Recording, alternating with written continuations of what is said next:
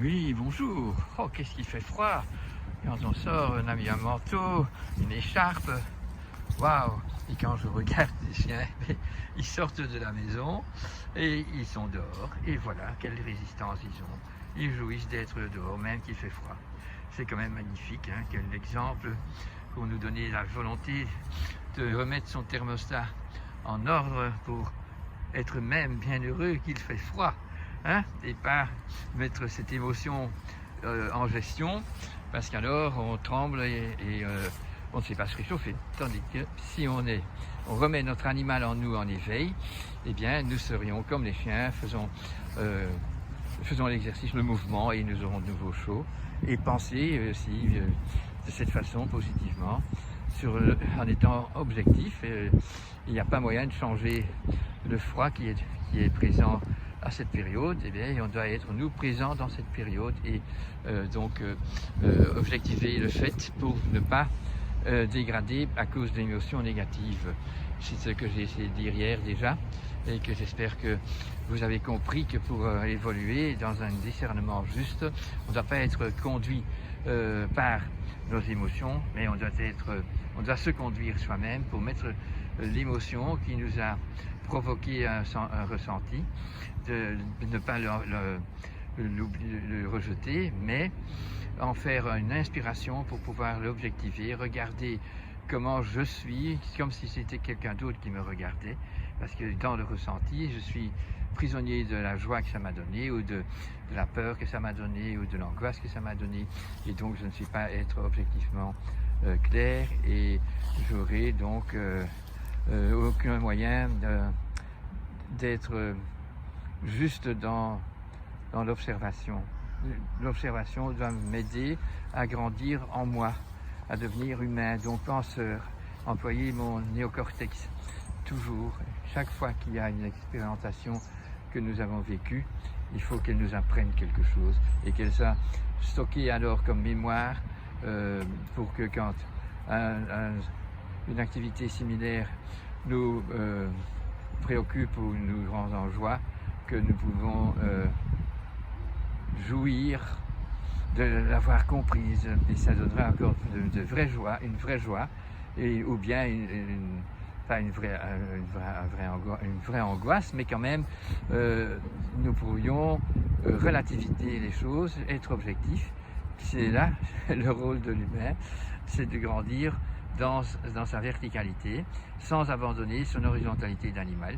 Donc on doit se soigner très bien pour être en bonne santé, en mangeant, en buvant des choses qui sont bien, en pensant des bonnes choses, mais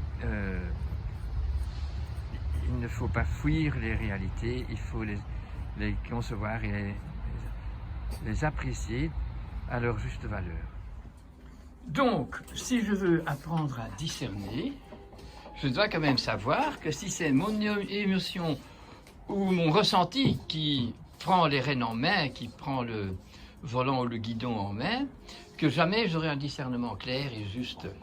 Parce que c'est l'émotion qui est réflexe et qui n'est pas réfléchie, et qui va décider si je vais être en colère, si je vais m'enfuir, si je vais montrer que j'ai peur.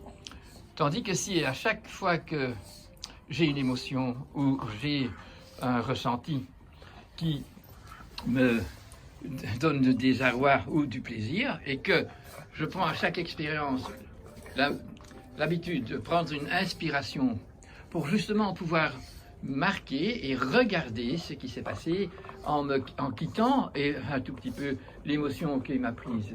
Et si donc j'ai pris une colère et que j'engueule la personne, eh bien c'est que je dois savoir de moi que j'ai pas de maîtrise. Je ne suis pas maîtrisé. Et si je pleure ou que je me cache, c'est que j'ai pas de maîtrise, parce que je ne sais pas tenir droit debout envers moi-même. Donc, bien important de se rendre compte de ça.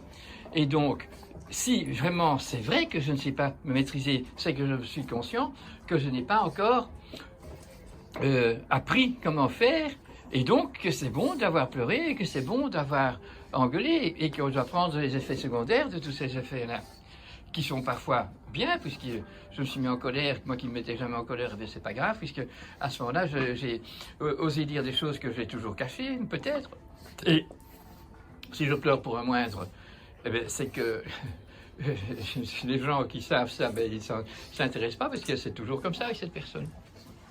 Mais pour chacun, pour acquérir le discernement, pour acquérir un niveau de connaissance qui est en rapport avec l'universel, avec le bon sens commun, avec l'évidence, il faut pouvoir avoir ce...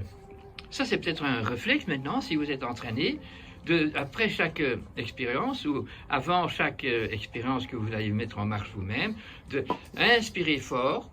Et comme ça, vous aurez une inspiration, vous aurez un moment détaché de votre émotion, détaché de votre ressenti, et pouvoir alors prendre une décision meilleure, puisqu'elle est prise à tête reposée, à tête libre, et pas le cœur dans la tête.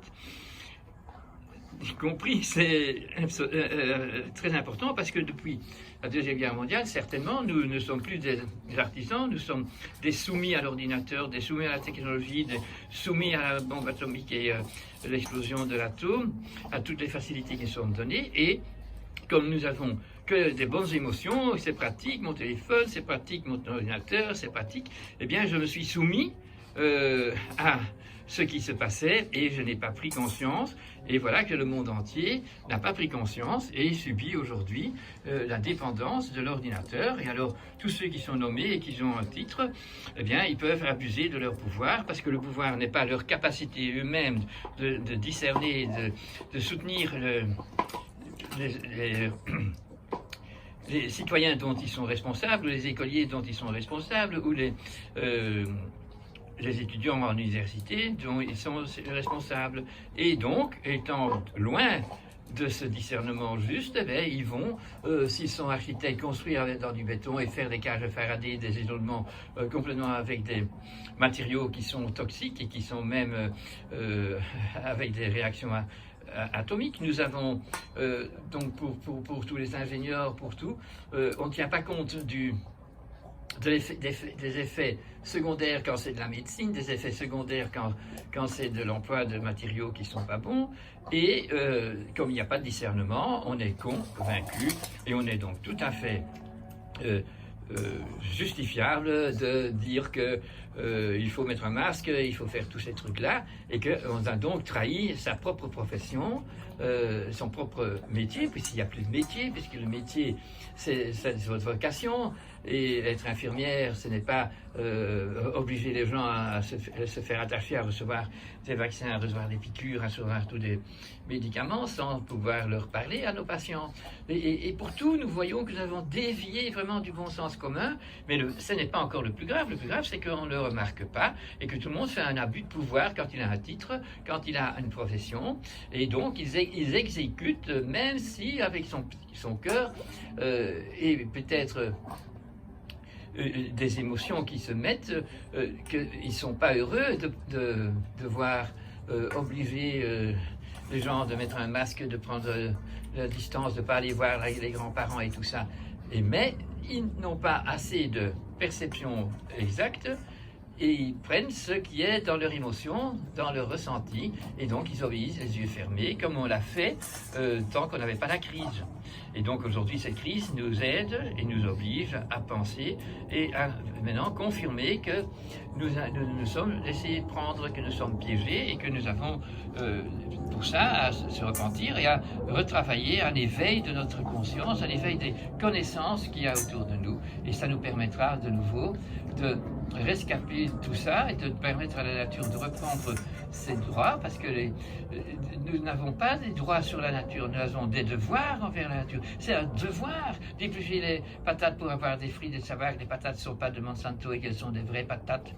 Mais non, c'est un devoir, et quand on fait son devoir, on a la réponse. Ça veut dire que ces frites qu'on a fait en concevant son devoir et en ayant les connaissances des qualités que nous devons avoir, eh bien, nous aurons un appétit très heureux, et on verra alors, on pourra réexpérimenter que c'est une qualité absolument merveilleuse par rapport à tout ce qui est aujourd'hui emballé dans du plastique, emballé, transformé en passant à ultra haute température et n'importe quoi. On appelle toujours hydrate de carbone du embête-carne des Kellogg's et des cornflakes, mais ça n'a rien à voir avec les graines qui étaient originales et qui contenaient pas mal de choses dedans, entre autres les hydrates de carbone.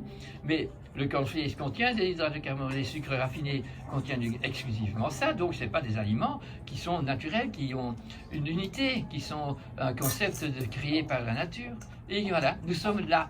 Et ça, c'est ce que j'aimerais vous éveiller à voir d'un cœur éveillé, d'un cerveau rassocié à son cœur, parce qu'alors on n'est pas dans l'émotion ou dans ce qui est les sensations, nous sommes dans la capacité de discerner, dans la capacité d'inspirer et de laisser venir à nous des informations qui viennent de l'au-delà, de l'éternité, du monde du Verbe, de ce qui est l'intelligence qui crée et qui entretient tout ce qui est créé, par des communications qui sont vivantes, qui sont naturelles, des vibrations qui sont reliées à tout ce qui est vivant, qui sont reliées même au cosmos, même comment les astres se trouvent au moment de votre naissance et tout ça a un message à donner. Et nous passons au-dessus de tous ces messages, puisque nous avons la date de péremption, mais on peut encore le manger. Il y a des et dedans, et c'est toléré. Non, c'est même légiféré, donc on va manger le truc. Et voilà. C'est là que nous sommes, vraiment, loin du bon sens commun, loin de l'évidence, mais nous sommes des convaincus. Il est temps que nous devions que nous arrêtions d'être des consommateurs et des producteurs de conneries, que nous devenions des humains, aimant le monde créé autour de nous et essayant de s'intégrer dans ce monde.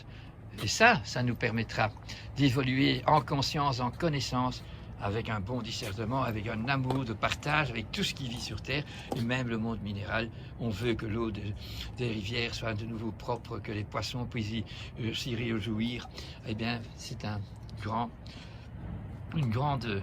devoir que nous devons prendre pour guérir de cette crise. Vous ici, ces grillages qui servent à protéger les oiseaux en volière et à les empêcher d'aller dans la nature et de s'enfuir et de s'envoler. Et puis voilà, nous avons également la possibilité de protéger notre perroquet en mettant des autres grillages. Hein? Mais pensez-vous que les mouches ne passent pas à travers? Pensez-vous vraiment que... Pas possible. Mais bien, le masque qu'on vous oblige à mettre, il est prouvé depuis toujours qu'il est de la même relativité que mettre ce genre de grillage, ce genre de protection pour mon perroquet, pour empêcher les mouches d'y aller. Vous avez donc bien compris que c'est tout à fait donc d'un lavage de cerveau pour que nous mettons un masque qui absolument ne peut pas empêcher un virus de passer. Ça, c'est absolument scientifiquement prouvé par des vrais scientifiques. Hein. Et voilà, hein. C'est comme ça la vie d'aujourd'hui. On est donc persuadé d'une façon clandestine, mais on est convaincu et donc on met son masque et on n'essaye pas de trouver un nombre d'individus humains qui on peut se relationner pour vraiment aller voir nos autorités dictatoriales et leur dire écoutez, nous aimerions bien que votre abus de pouvoir soit changé en amour pour nous et pour le virus aussi, qui alors va certainement aller en dormance plutôt que de continuer à nous faire tellement de misère, parce que c'est pas lui qui fait les misères, ce virus, mais c'est les virulents hommes de pouvoir, hommes nommés qui ont un titre. C'est là que nous devons mettre notre nez et nos oreilles et tous nos 5 sens pour redevenir un animal intelligent, mais pas une bête qui a toute cette dominance sur la nature et sur tous ceux qui sont sous leur titre. À but de continuons sur la lancée. Donc, quand c'est mes émotions, mes ressentis qui prennent la direction de l'action que je fais, alors c'est mon système du cerveau qui s'appelle reptilien, donc primitif, qui est réflexe, qui n'est pas réflexion, qui prend le pouvoir.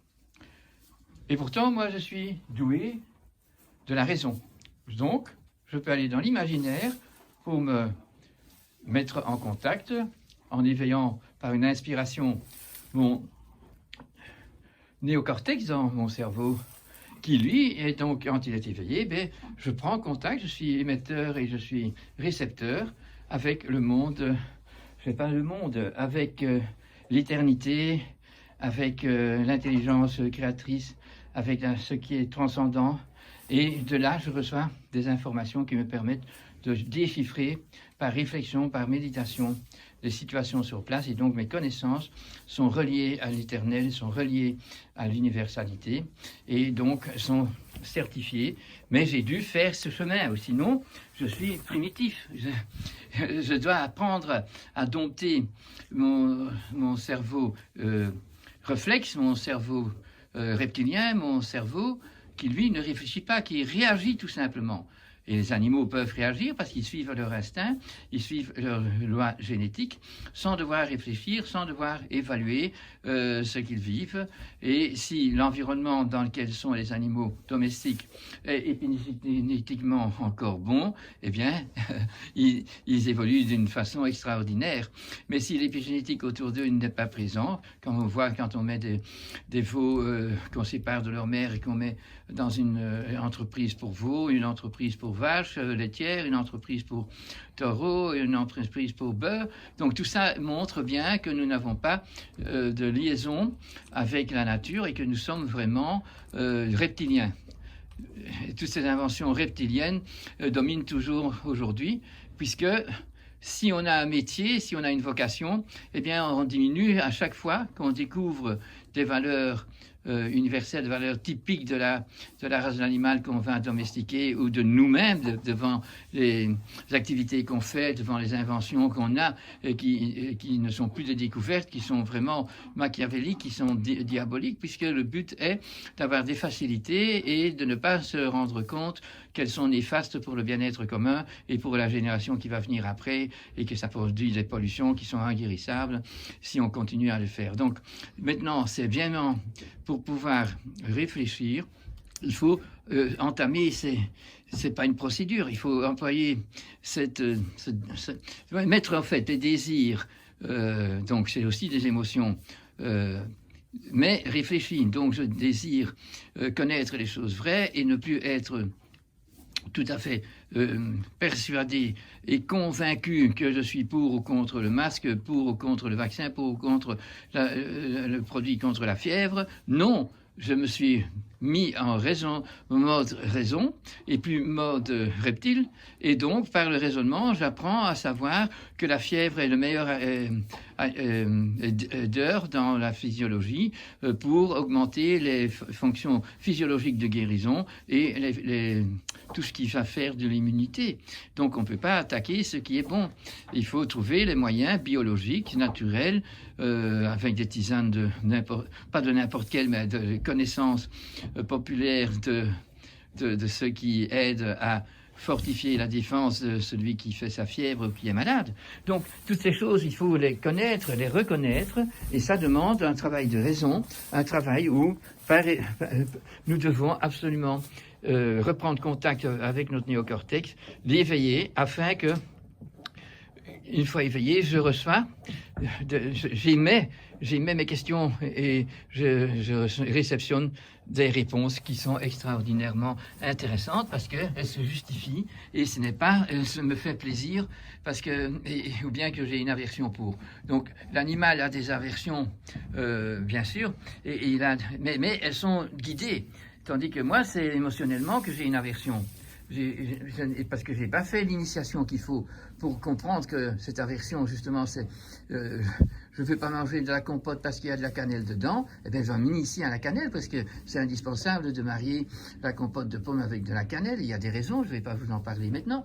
Mais bon, donc, si je suis un bon père qui éduque son enfant, je dis, écoute, c'est encore une aversion de ton goût parce que tu manges trop de sucre ou trop de sucre, là. Mais tu vas voir, tous les jours, quand on mange de la compote, tu la goûtes, tu ne vas pas manger beaucoup. Mais alors, l'initiation va prendre un peu de temps. Et alors, une fois qu'on est initié, on ne peut plus se rendre compte, on ne peut plus être d'accord d'avoir une compote où il n'y a pas de cannelle dedans, parce qu'on sait à quoi ça sert, on est raisonnable. C'est ça que nous devons essayer de devenir, et c'est le but de notre existence. C'est la raison pour laquelle, en tant qu'étincelle spirituelle, on est venu sur Terre pour accomplir cette belle chose. Il faut voir que quand on part, le monde est meilleur et plus beau et plus authentique après mon passage qu'à mon arrivée. Voilà, il y a tout plein de moyens de retrouver des valeurs, mais pour cela, il faut un peu bloquer cette colère ou cette peur et toutes ces choses qui sont ce qui nous empêche de devenir raisonnables et de trouver les vérités qui sont présentes dans notre